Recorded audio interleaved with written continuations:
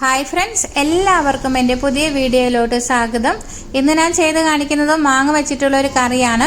അധികം ഇൻഗ്രീഡിയൻസ് ഒന്നും ആവശ്യമില്ലാതെ നമുക്ക് പെട്ടെന്ന് വീട്ടിലുള്ള 2-3 ഇൻഗ്രീഡിയൻസ് മാത്രം മതി ഈ ഒരു കറി റെഡിയാക്കാൻ. ഒരു 10 മിനിറ്റ് മതിയാകും. ഇതൊരു നാടൻ കറിയാണ്. പച്ചമുളക് വെച്ചിട്ടും പച്ചമുളക് വെച്ചിട്ടും ഇത് റെഡിയാക്കി എടുക്കാം. മാങ്ങ അരച്ച് കലക്കിയത് എന്നാണ് ഇതിന് പറയുന്നത്. അതുകൊണ്ട് തന്നെ നല്ല വിളഞ്ഞ മാങ്ങ വേണം നമ്മൾ നോക്കിയെടുക്കാൻ വേണ്ടിയിട്ട്. ഇത് തൊലിയൊക്കെ നീക്കം ചെയ്ത് കളഞ്ഞ് കഷ്ണങ്ങളാക്കിയിട്ട് മുറിച്ച് മാറ്റിയെടുക്കാം. ഇതൊരു മിക്സിയുടെ ജാറിലേക്ക് ഇട്ട് കൊടുക്കാം. ഞാനിവിടെ ചെറിയ മിക്സി ജാറാണ് ഉപയോഗിച്ചിരിക്കുന്നത്. ഇനി ഇതിലേക്ക് 2 പച്ചമുളക് ചേർത്ത് കൊടുക്കാം.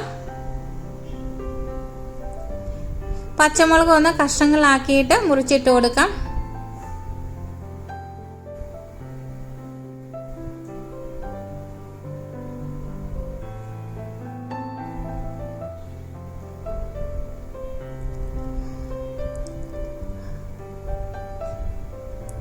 ഇത് നന്നായിട്ട് അരച്ചെടുക്കാം.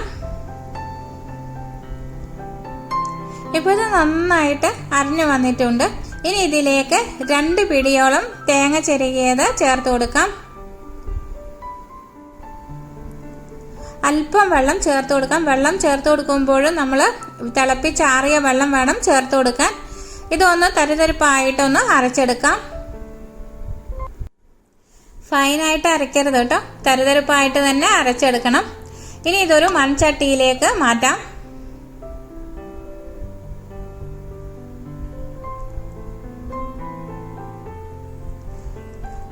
അതിനുശേഷം മിക്സി ജാർ ഒന്ന് കുറച്ച് വെള്ളം ഒഴിച്ച് കഴുകിയെടുത്തതും കൂടി ഇതിലേക്ക് ചേർത്ത് കൊടുക്കാം. അധികം പുളിയില്ലാത്ത തൈര് ഇതിലേക്ക് ചേർക്കാം. ഒരു 1/4 കപ്പൊക്കെ മതിയാകും. പുളിയില്ലാത്ത തൈര് തന്നെ ചേർത്ത് കൊടുക്കാൻ പ്രത്യേകം ശ്രദ്ധിക്കണം കേട്ടോ.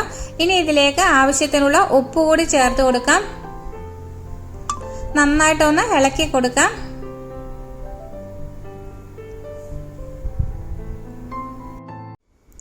ഈ കറി ഇനി തിളപ്പിക്കുന്നില്ല. അതുകൊണ്ടാണ് വെള്ളം ഒഴിച്ചു കൊടുക്കുമ്പോൾ തിളപ്പിച്ചാറിയ വെള്ളം ഒഴിച്ചു കൊടുക്കാൻ പറയുന്നത്. ഇപ്പോൾ ഇത് നന്നായിട്ട് കട്ടിയായിട്ടാണ് ഇരിക്കുന്നത്. ഇതിലേക്ക് കുറച്ച് വെള്ളം ഒഴിച്ചു കൊടുക്കാം.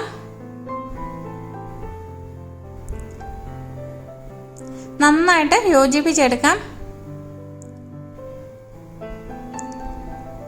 ഇനി ഒരു പാത്രം അടുപ്പിലേക്ക് വെക്കാം. അതിലേക്ക് വെളിച്ചെണ്ണ ഒഴിച്ചു കൊടുക്കാം.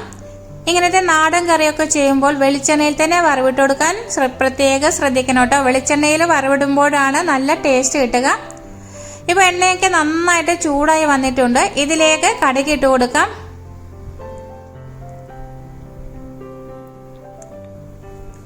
കടുക് പൊട്ടി വരുമ്പോൾ കുറച്ച് ഉലുവയും വറ്റൽമുളകും കറിവേപ്പിലയും കൂടി ചേർത്ത് കൊടുക്കാം.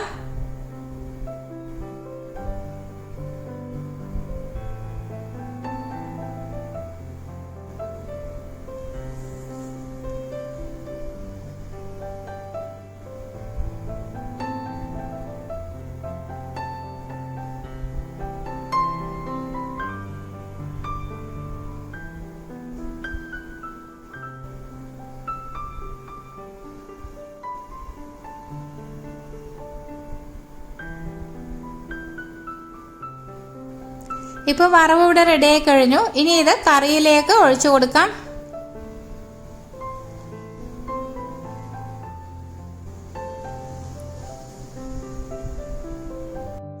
അങ്ങനെ നമ്മുടെ ടേസ്റ്റി ആയിട്ടുള്ള മാങ്ങ അരച്ച് കലക്കിയത് ഇവിടെ റെഡിയായി കഴിഞ്ഞു. ഈ കറി ഉണ്ടെങ്കിൽ ഇതിൻ്റെ കൂടെ നമുക്ക് ഉപ്പേരി മാത്രം മതി കേട്ടോ ചോറ് കഴിക്കാൻ.